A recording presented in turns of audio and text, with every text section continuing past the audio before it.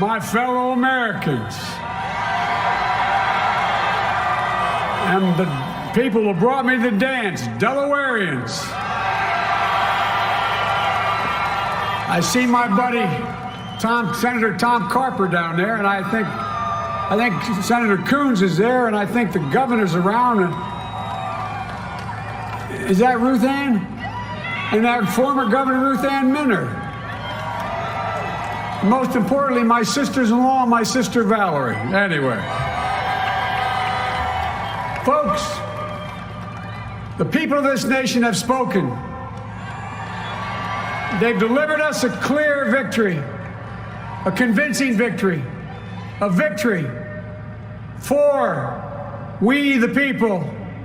We've won with the most votes ever cast on a presidential ticket in the history of the nation. 74 million.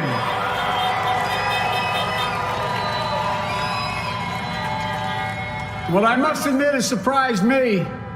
Tonight, we're seeing all over this nation, all cities and all parts of the country, indeed across the world, an outpouring of joy, of hope, renewed faith in tomorrow, bring a better day. And I'm humbled by the trust and confidence you placed in me. I pledge to be a president who seeks not to divide, but unify, who doesn't see red states and blue states, only sees the United States. And work with all my heart, with the confidence of the whole people, to win the confidence of all of you.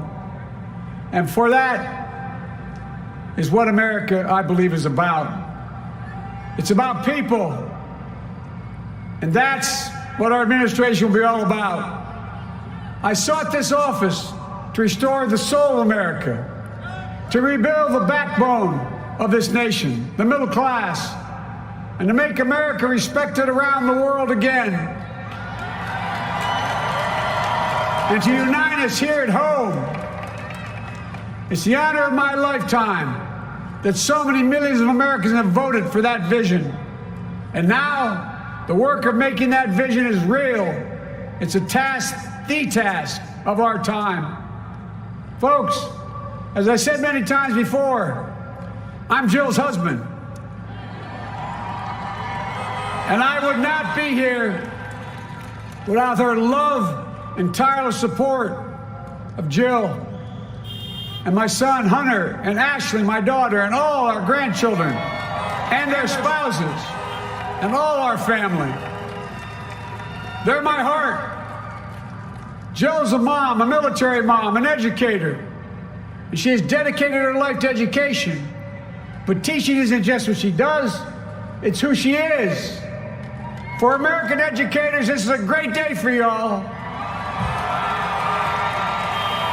You're going to have one of your own in the White House. And Jill's going to make a great First Lady. I'm so proud of her.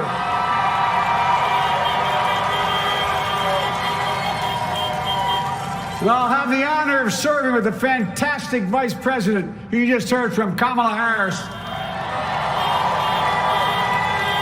who makes history as the first woman, first black woman, the first woman from South Asian descent, the first daughter of an immigrant ever elected in this country.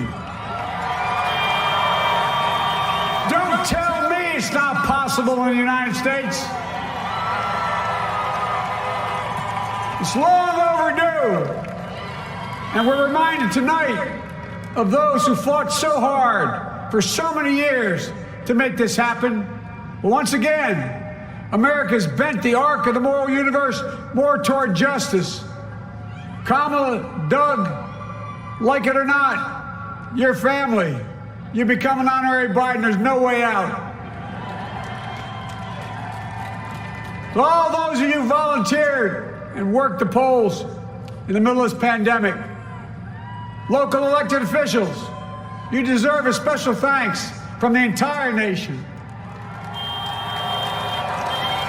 And to my campaign team and all the volunteers and all who gave so much of themselves to make this moment possible, I owe you. I owe you. I owe you everything.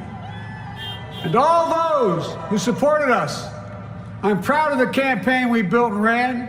I'm proud of the coalition we put together, the broadest and most diverse coalition in history.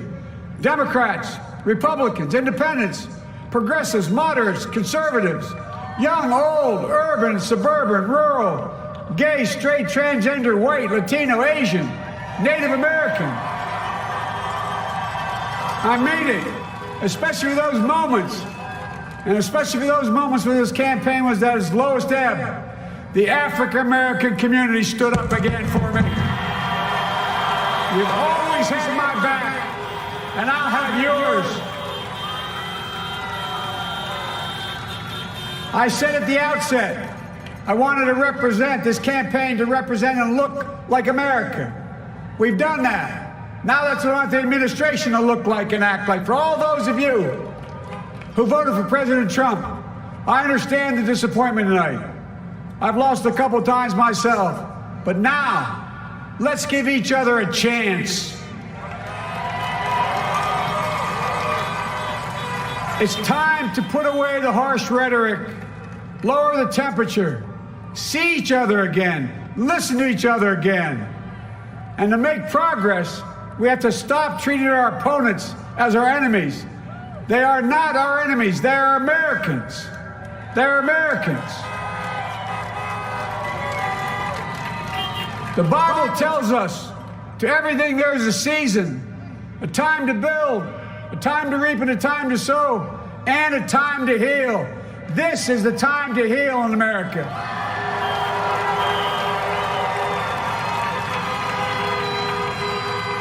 Now this campaign is over. What is the will of the people? What is our mandate? I believe it's this.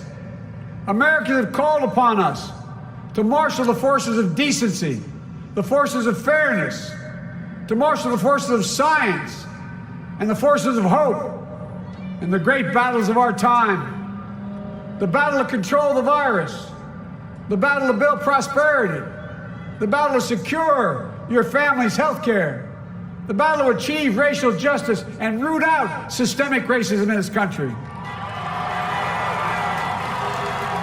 And the battle to save our planet by getting climate under control. The battle to restore decency, defend democracy, and give everybody in this country a fair shot. That's all they're asking for, a fair shot. Folks, our work begins with getting COVID under control.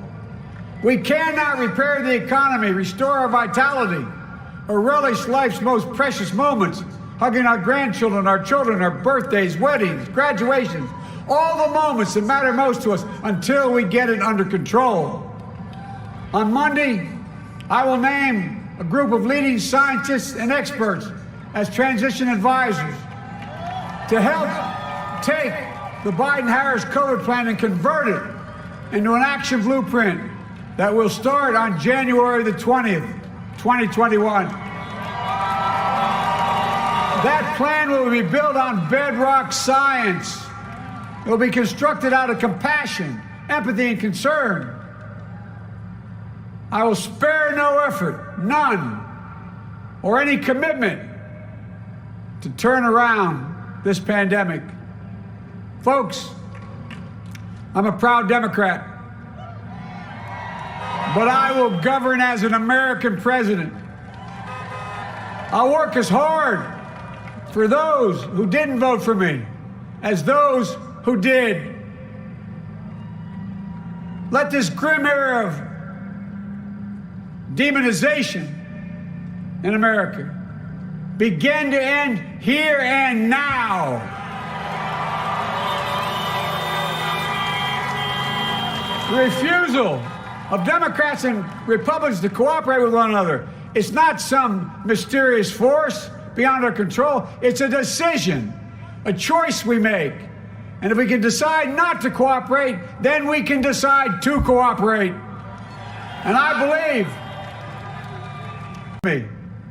the American story is about slow yet steadily widening the opportunities in America.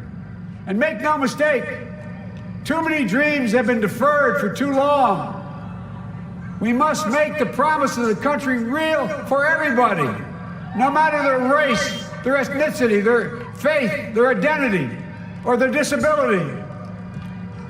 Folks, America has always been shaped by inflection points, by moments in time where we've made hard decisions about who we are and what we want to be. Lincoln in 1860, coming to save the Union. FDR in 1932, promising a beleaguered country a new deal. JFK in 1960, pledging a new frontier. And 12 years ago, when Barack Obama made history, he told us, yes, we can. Well, folks, we stand at an inflection point. We have an opportunity to defeat despair, to build a nation of prosperity and purpose. We can do it. I know we can. I've long talked about the battle for the soul of America. We must restore the soul of America. Our nation is shaped by the constant battle between our better angels and our darkest impulses. And what presidents say in this battle matters. It's time for our better angels to prevail. Tonight, the whole world is watching America. And I believe at our best, America is a beacon for the globe. We will lead not only by the example of our power, but by the power of our example. I've always believed, many of you heard me say it, I've always believed we can define America in one word: possibilities. That in America, everyone should be given an opportunity to go as far as their dreams and God-given ability will take them. You see, I believe in the possibilities of this country. We're always looking ahead to an America that's freer and more just, ahead to an America that creates jobs with dignity and respect, ahead of America that cures diseases like cancer and Alzheimer's, ahead to an America that never leaves anyone behind, ahead of America that never gives up, never gives in. This is a great nation. It's always been a bad bet to bet against America. We're a good people. This is the United States of America, and there's never been anything we've been not able to do when we've done it together.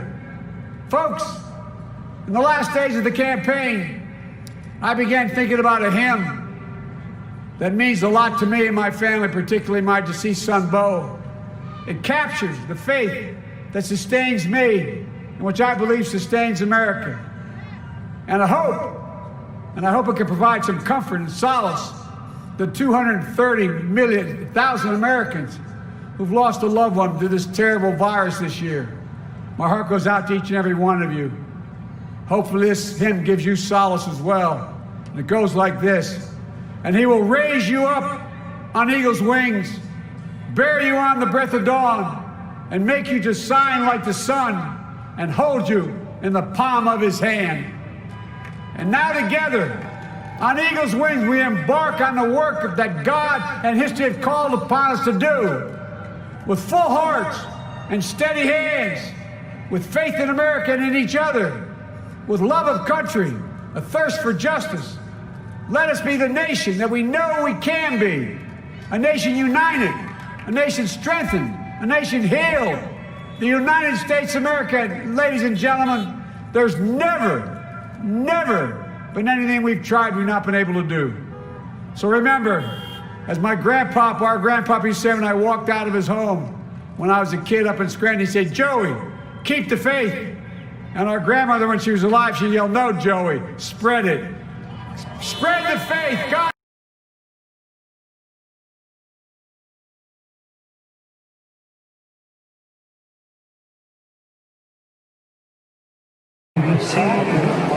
By the dawn's early light, once so proudly hailed, at the twilight's last gleam, whose broad stripes and bright stars through the perilous fight, oh, the ramparts we watched were so gallantly streamed, and the rockets' red glare, the bombs bursting in air, gave proof through the night that our flag was still there. Oh, say does that star-spangled banner